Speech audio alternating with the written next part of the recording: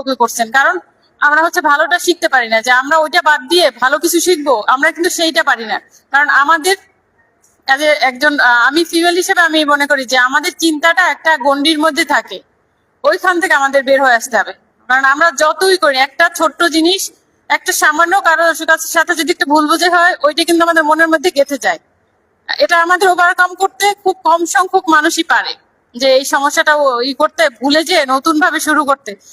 দেখা যাবে যে আমরা তো সবাই নারী, ঠিক না? এটা কিন্তু সবার মধ্যেই হয়।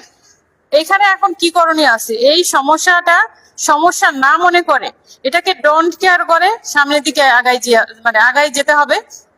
তাহলে ধরেন আমরা একটা ভালোই পাবো। মানে ওই যে আমি একটা খারাপ পরিস্থিতির মধ্যে গেছি, ওইটা আমাকে ভুলে যেতে হবে এবং নতুন ভাবে শুরু করতে হবে। তাহলে আমরা সমস্যাগুলোর সমাধান করতে পারবো। আর কৃষির ক্ষেত্রে যদি বলি, আমাদের প্রতিটা ট্রেনিং, প্রতিটা প্রোগ্রামে আমরা হচ্ছে ফিমেলদের রাখি। ফিমেলদেরকে রাখার একদম নির্দেশনা আছে। 30 জন গ্রুপে হচ্ছে আমরা 10 জন করে নারীর অগ্রাধিকার দেই, এবং তাকে সেই যে সুবিধাটা হচ্ছে একজন মেল পায়, সেটা একজন ফিমেলও পায়। এবং সেক্ষেত্রে যদি আরো আমি চিন্তা করি যে আমার পুষ্টি বিষয়ক যে প্রোগ্রামগুলো থাকে, ওখানে কিন্তু একদম শতভাগ নারী। এবং জৈব সার উৎপাদনের ক্ষেত্রে, ভার্মি কম্পোস্ট উৎপাদনের ক্ষেত্রে আমরা হচ্ছে ফিমেলদের বেশি অগ্রাধিকার দিয়ে থাকি, যেখানে সব হচ্ছে কিষানি হবে। এবং তারা হচ্ছে এটা একটা শক্তিশালী একটা বলয় তৈরি করছে আমার বিভিন্ন ইউনিয়নে। যেমন সদরের কথা যদি চিন্তা করি, সদরের অধিকাংশ ফিমেলরা কিন্তু জৈব সার উৎপাদন করছে, নিজেরাই ব্যবহার করতেছে, এবং তারা হচ্ছে অনেক কিছু উৎপাদনও করতেছে। বাংলাদেশের বলবো কেন, আমরা বলবো পৃথিবীর প্রতিটা মানুষই কিন্তু একজন কৃষক, একজন কিষানী হিসাবে নিজেকে পরিচিত দিতে হবে। কারণ বর্তমান যে সংকট, এটা কিন্তু আপনি খাবার কিনে খাওয়ার মতো সামর্থ্য আমাদের থাকবে না। এজন্য আমরা কৃষিকাজের মাধ্যমে যাবো, এবং কৃষিকাজ করলে কিন্তু আপনার মনটাও ভালো থাকবে। আপনি যখন অনেক ফলন পাবেন, তখন কিন্তু আপনার পাড়া প্রতিবেশী সবার সাথে একটা সুসম্পর্ক বজায় থাকবে। কারণ আপনি তাকে দিলেন, আমাদের মধ্যে সেই এটা কিন্তু আস্তে আস্তে চলে গেছে, এবং এখন কিন্তু আবার সেটা আবার পুনরায় শুরু করতে হবে।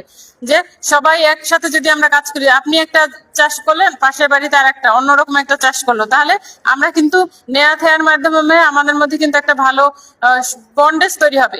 আজকে দেখেন এক একটা প্রতিবেশী, মানে আমি আমার বাসার কথাই যদি চিন্তা করি, আমরা 5টা-6টা ফ্যামিলি থাকি, কিন্তু দেখা যায় অনেকের সাথে অনেকের কথাই হয় না। কিন্তু প্রতিবেশীর কিন্তু একটা হক আছে, আমরা জানি কিনা, আমরা অনেকেই জানি না। প্রতিবেশী হিসেবে কিন্তু তার হক আছে, আমার বিপদে সে আসবে, তার বিপদে আমরা যাব। কিন্তু দেখা গেল পাশের বাসার একজন অনেক অসুস্থ হয়ে অনেকদিন ধরে কাতরাচ্ছে, কিন্তু আমি সেটা জানছি পরে। কিন্তু এটা তো আল্লাহর কাছে জবাবদিহি করতে হবে। আমরা সবাই মিলেমিশে যদি থাকতে পারি, তাহলে একটা ঘটনা ধরেন অনেক অনেক কিছু ফেস করে, আর বর্তমান সমাজে ফিমেলরা অনেক কিছু ফেস করে, কিন্তু সেটা লুকাই লুকাই রাখতে রাখতে জিনিসটা কিন্তু আরো অনেক খারাপ হয়ে যায়। কিন্তু আমাদের মধ্যে যে একটা শক্তিশালী বন্ড থাকে, তাহলে আমরা কিন্তু এই সমস্যাগুলো উতরাই নিয়ে যেতে পারবো। তো অনেক কথা বলা ছিল আসলে, রোজার দিন, তারপর হচ্ছে সবাই অনেক কথা বলছে। তো আপনাদের সাথে কথা বলতে পেরে আমার ভালো লাগছে, এবং অনেক পরিচিত মুখ আছে এর মধ্যে আমার। তো আপনাদের যদি কৃষি সংক্রান্ত কোনো বিষয়ে কোনো সেবা দরকার হয় বা কোনো পরামর্শ দরকার হয়, আমার সাথে যোগাযোগ করতে পারেন। আমি আমার সর্বাত্মক দিয়ে চেষ্টা করব, এবং সর্বোপরি আপনাদের কিছুটা সময় দিনের রাখা উচিত, যেখানে আপনি কৃষিকাজ বিষয়ক বা গাছ লাগাবেন, ফুল গাছ, ফল গাছ এগুলো লাগাবেন, এবং কোনখান থেকে সংগ্রহ করতে পারেন সেগুলো আপনিই করবেন। কারণ আপনারা যদি কিছুটা সময় এদিকে ব্যয় করেন, তাহলে কিন্তু ওইসব খারাপ চিন্তা থেকে আপনি বের হইতে পারবেন। আর না হয়, আমি তো জানি, আমি নিজে মেয়ে, আমার পরিবেশটাও যে খুব ভালো ছিল তা না। কারণ একটা পজিশনে আসতে হলে আপনাকে অনেক কিছু বাধা অতিক্রম করতে হবে, সেখানে অনেক স্ট্রাগল থাকে। যেমন আপনি যখন অনেকটা গ্রাম থেকে উঠে আসবেন, তখন কিন্তু আমি সবসময় একটা হিসাব করতাম যে ঢাকার একজন আমার বয়সী একজন, যখন আমি পড়াশোনা করতাম, একটা স্টুডেন্ট একটা পত্রিকা পড়তে পারে আমার থেকে 10-12 ঘন্টা আগে, তাহলে সে আমার থেকে 10-12 ঘন্টা আগানো। কিন্তু যখন ইন্টারনেট চলে আসলো, তখন কিন্তু আমরা সেম সময় পড়তে পারতাম। তো ওইটা আমার সবসময় খুব কষ্ট লাগতো, যে এই পেপারটা ওরা ভোরে পাইছে আর আমি বিকাল বেলা পড়তেছি, মানে আমি ওর থেকে কত পিছানো। তো এটা আমি সবসময় করি যে আসলে একটা ভালো নিজেরই তৈরি করতে। আপনি যদি আগানো থাকেন, দেখবেন আপনাকে সবাই হেল্প করবে। আপনি যদি একটু থমকে যান, আপনাকে সবাই আবার চেপে ধরবে। সো এই বিষয়টা থেকে আমরা ওই খারাপ চিন্তাটা থেকে আমরা বের হয়ে আসবো আস্তে আস্তে, যে একজনকে আমাকে গালি দিল, কি হয়েছে, গালি একটা খাইলাম না হয় কি। কিন্তু দেখবেন আপনি যদি খুব ধৈর্য ধারণ করে থাকেন, একসময় দেখবেন আপনার সামনে ওনাকে কেউ একজন গালি দিচ্ছে, আপনারা দেওয়া লাগলো না। তো আমাদের এরকম একটা মেন্টাল স্ট্রেংথ তৈরি করতে হবে, যে আমরা ধৈর্য সহনশীলতা বাড়াতে হবে, তাহলে আমরা এইসব সমস্যা কাটিয়ে উঠতে পারবো। আরেকটা কথা বলছে যে শিরিন আপা একটা কথা বলছে যে অল্প বয়সে বিয়ে হলে অনেক সময় অনেক সমস্যার সম্মুখীন হয়, কিন্তু এটা যদি আপনি ঠিক মতো ব্যালেন্স নিউট্রিয়েন্ট সমৃদ্ধ খাবার খান, ভালো শাকসবজি ফলমূল খান, তাহলে কিন্তু আপনারা বিউটিফিকেশনের পিছনে টাকা খরচ করতে হবে না, বুঝছেন। আমরা যদি চিন্তা করি যে বিভিন্ন নারী বিষয়ক যত প্রোগ্রাম আছে, বলিউড থেকে কোন একজন নায়িকাকে নিয়ে আসে বা বাংলাদেশের লাক্স সুপারস্টারকে নিয়ে আসে, হ্যাঁ, তখন কি করে বিভিন্ন প্রোগ্রাম গুলা কিন্তু ওই মেয়েদের দিয়া, যদিও ওটা একটা অন্য সেন্সের কথা, কিন্তু আমি ওইটার দিকে আর না গেলাম, কিন্তু তাদেরকে নিয়ে আসে, তাদেরকে কেন দেখায় বিউটিফিকেশন, তারা একজন তাদের বিউটিফিকেশনের পিছনে কত টাকা খরচ করে জানা আছে আপনাদের? হাজার হাজার মার্কিন ডলার খরচ করে। আর আপনি কয় টাকা খরচ করেন? আপনি মাসে 500 টাকাও খরচ করেন না। তো সেক্ষেত্রে কম্পেয়ার করলে তো লাভ নাই, ঠিক না? কিন্তু আপনি এটা উত্তরণ করতে পারেন, যদি আপনি ভালো খাবার খান তাহলে আপনার চিন্তা শক্তি ভালো হবে, প্লাস আপনার চেহারাও ভালো হবে, এবং আপনার মাধ্যমে কোনো ক্ষতিকর কিছু হবে না। এবং ওই উনি যদি শাশুড়ি থাকে, তাহলে উনি ওনার ছেলে বউর প্রতি অত খারাপ দৃষ্টি মানে মনোভাব সম্পন্ন হবেন না, আশা করি। তো বুঝতে পারছেন মনে হয়। আরেকটা ছোট একটা গল্প বলি, গল্প বলে আমার বক্তব্য আমি শেষ করে দেবো। একটা নাটক দিয়েছিলাম, নাটকে হচ্ছে ছেলে বউকে শাশুড়ি হচ্ছে খুব নির্যাতন করতো।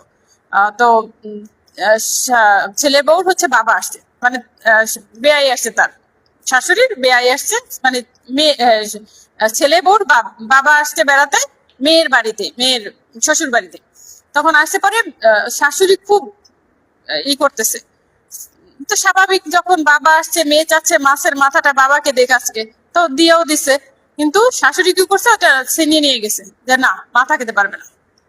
তো পরক্ষণে খুব মেয়েটা খুব কান্নাকাটি করছে যে আসলে এরকম কেন করলো।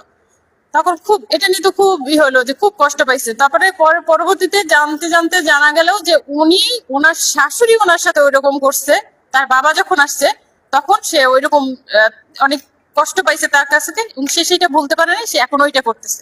তো দেখেন, আমরা যদি ভালো চিন্তা না করি কখনোই ভালো হবে না। আপনি আপনার শাশুড়ির কাছ থেকে অনেক খারাপ আচরণ পাইছেন, কিন্তু শাশুড়ি কিন্তু শেষ বয়সে এসে আপনার কাছেই থাকবে। যত খারাপ করবে তার কাছেই কিন্তু আসতে হবে। তো এজন্য ওইখানে আমরা না আটকায়া আমরা হচ্ছে সামনের দিকে আগাই, আমাদের ভবিষ্যৎ প্রজন্মগুলো যেভাবে ভালো হয়, অ্যাটলিস্ট আপনি বা এখানে যারা আছে আপনারা শাশুড়ি হিসেবে যেন খারাপ না হন, বা একজন ননদ হিসেবে যেন খারাপ না হন, বা একজন ভাবি হিসেবে যেন খারাপ না হই আমরা। তো সেই বিষয়টা আমরা মাথায় রাখবো, এবং সর্বোপরি সামনের দিকে এগিয়ে যেতে হবে, এবং সবার সাথে একটা সুসম্পর্ক বজায় রাখবেন। আর আপনাদের সর্বোপরি সবার মঙ্গল কামনা করে আমি আমার বক্তব্য এখানে শেষ করছি। ধন্যবাদ। আসসালামু আলাইকুম।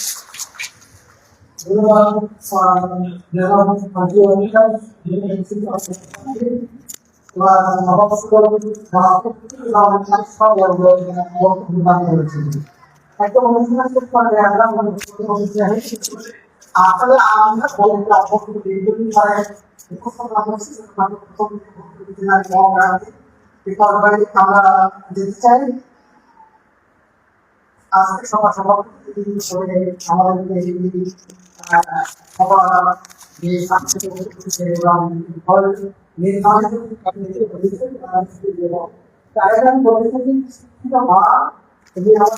সবার আমি তো ভালো বলতে চাই বাবা এবং